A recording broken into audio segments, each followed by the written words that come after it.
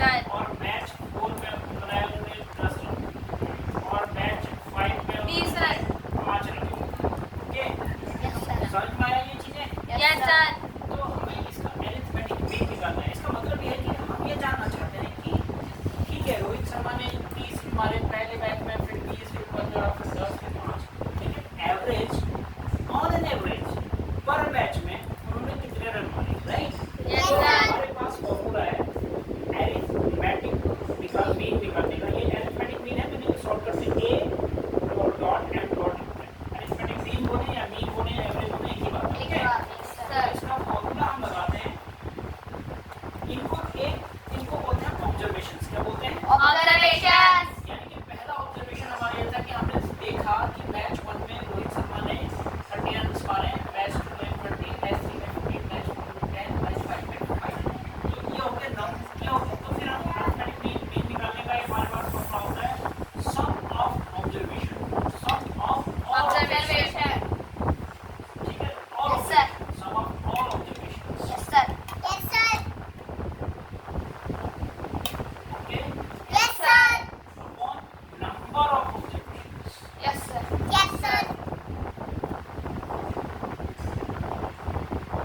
Some of all observations में हमें सबका सम करना है। नंबर ऑफ ऑब्जर्वेशंस कितने नंबर, कितने मैच हैं? ये है 1 2 3 4 5। कितने ऑब्जर्वेशंस हैं? 5। 5 से डिवाइड करना है, ठीक है? Yes sir. अगर हम डिवाइड करेंगे तो 5 + 5 10, 0 कैरी 1, 1 + 1 2, 2 + 1 3, 3 + 2 5, 5 + 3 8। तो टोटल रन्स जो रोहित शर्मा ने किया वो थे 80। कितने?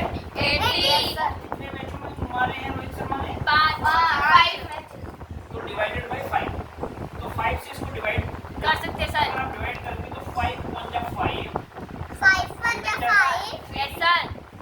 रिमाइंडर 3 और पीछे 0 है 3 0, 5 6 30 16 16। आंसर क्या है हमारा? 16। 16। यानी कि आप ये कह सकते हैं कि रोहित शर्मा ने पर मैच में कितने रन मारे? 16। 60। ये हो गया हमारा अरिथमेटिक मीन। यानी कि ऐसे तो एग्जांपल है, ऐसे आपके पास बहुत बड़ा डेटा हो, यानी कि 50 100। तो हमें एवरेज निकालना है कि हम पर यूनिट, मतलब कहने का मतलब है कि हमें पर डे, अगर हमें डे में कुछ दिया हुआ है, अगर कहीं किसी का काम के बारे में दिया है कि उसने रोज वो 5 आवर काम करता है, 6 आवर काम करता है, 7 आवर्स काम करता है, तो बताओ वो मतलब क्या कहते हैं पर डे कितना काम करता है, उसका एवरेज यस सर। तो ऐसे भी एवरेज हम निकाल सकते हैं, ठीक है? यस बहुत सर। सारे एग्जांपल बन सकते हैं। अभी तो हम बेसिक चीज सीखेंगे, फिर हम बहुत सारे एग्जांपल करेंगे, राइट? Yes sir. दूसरा हम पढ़ सकते हैं रेंज। क्या पढ़ सकते हैं? रेंज। डेटा एंट्री में। तो रेंज क्या होता है बेटा? जैसे कि हम इसका यूज वहाँ कर सकते हैं, जैसे हमारा गवर्नमेंट एजेंसीज है, तो गवर्नमेंट एजेंसीज ने ये तय किया कि हर फैमिली में एक मोबाइल फोन देना है। हमारा क्या देना है? Mobile phone. और मोबाइल फोन गवर्नमेंट ने ऐसी फैमिली को देना है जिसका रेंज सिर्फ 20 आए। कितना रेंज आए? 20। तो वो कैसे, मैं बताता हूँ।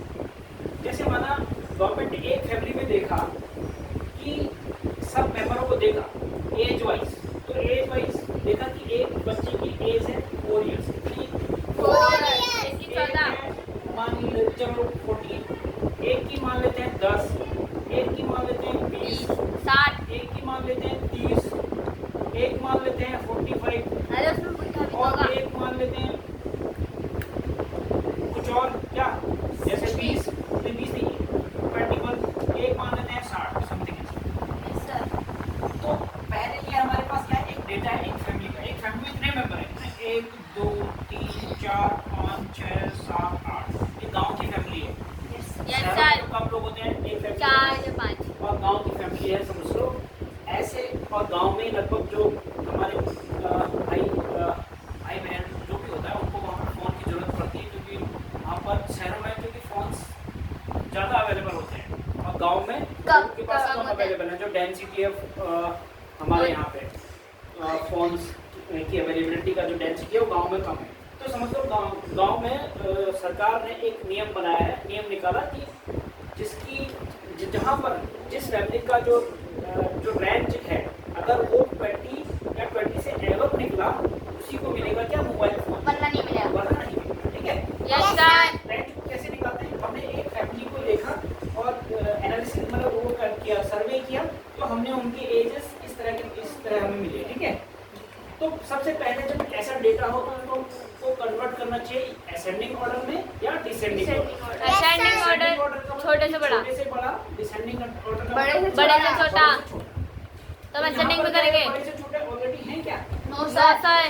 थोड़ा सा गड़बड़ है। तो पहला हम लिखते हैं 4 10 10 14 फिर 20 30 फिर 20 सॉरी हाँ 20 21 फिर 30 45 60 हो गए। Yes sir. तो ये हमारा असेंडिंग ऑर्डर में हो गया, यहाँ से नीचे से डिसेंडिंग, ऊपर से असेंडिंग। तो सबसे छोटा वैल्यू, सबसे छोटा वैल्यू क्या है 4, सबसे बड़ा वैल्यू क्या है 60। तो हम 60 और 4 का डिफरेंस निकालेंगे। 60 माइनस 4 कितना हो जाएगा, 56 कितना हो जाएगा। 56। तो रेंज क्या निकला 56, यानी कि रेंज होता है the difference between the biggest value and smallest value. Okay, yes sir. तो ये इस तरह से रेंज हमारा 56 निकल गया। तो हमारा क्राइटेरिया क्या था, यानी कि हमने क्या फिक्स किया था कि 20 से 20 होगी, मोबाइल फोन, या 20 से कम होगी। क्या इसको मोबाइल फोन मिलेगा, नो सर। नहीं मिलेगा। इसका मतलब है कि गैप बहुत ज्यादा है। Yes sir. छोटे छोटे बच्चे हैं, यानी कि छोटे छोटे बच्चों को फोन नहीं देना है। ओके, इसका मतलब हम ये निकाल सकते हैं। तो रेंज आपको समझ में आया।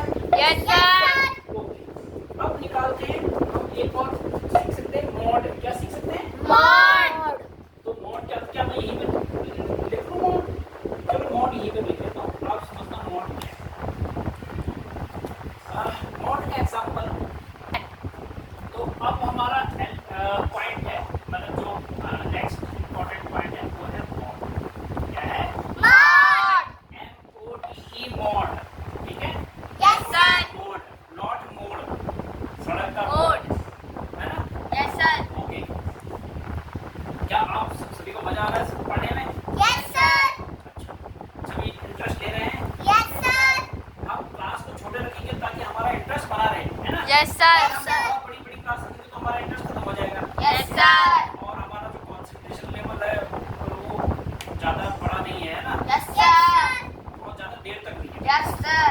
ठीक है, तो मॉड कैसे निकालते हैं बेटा, माना एक कंपनी है जूतों वाली, बताओ कोई। नाइक। हाँ चलो नाइक के जूते पहनता कोई भी नहीं पहनता, सब हम लोकल जूते ही पहनते हैं।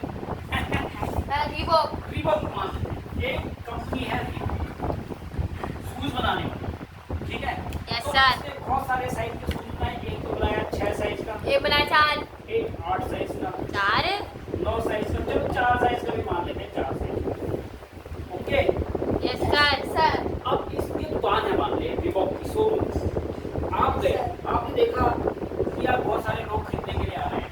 Yes, अब sir. दुकान वाले ने 1 महीने बाद हिसाब लगाया कि 4 नंबर का ये साइज खरीदने वाले जो वो थे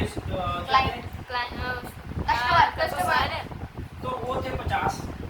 ठीक है, यस सर। 6 नंबर वाले खरीदने वाले थे सिर्फ 40, 8 वाले थे 30 और 9 वाले थे 10। तो सबसे ज्यादा खरीदने वाले कौन से साइज के? 4। 4। तो इसका मतलब ये हो गया इसका मॉड। क्या हो गया? मॉड। अगर माना मैं किसी ऑब्जेक्ट का आपको मॉड बताऊं तो आप समझ जाने की सबसे ज्यादा बार वो चीज हुई है ना। Yes sir. समझ में आया बात? Yes sir. मैं अगर ये बताऊं कि स्कूल में बंक मारने वाली क्लास देखूं तो उसका मॉड है 9, क्लास 9। तो इसका मतलब क्या हुआ कि 9 क्लास ज्यादा बंक मारती है। ज्यादा बंक मारती है। मैंने मॉड की बात, मैंने बंक मारने का एक डिफरेंस दिया और मॉड दिया क्लास 9, यानी कि बंक मारने में मॉड जो है 9 है, क्लास 9 का है। तो इसका मतलब क्या हुआ?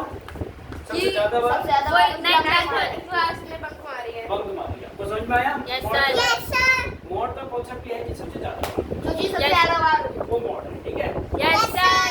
तो मुझे लगता है आज हम 3 ही पॉइंट करेंगे और नेक्स्ट क्लास में फिर से हम करेंगे और उसके बाद हम सीखेंगे इसके एक्सरसाइज। ठीक है, यस सर। आज के लिए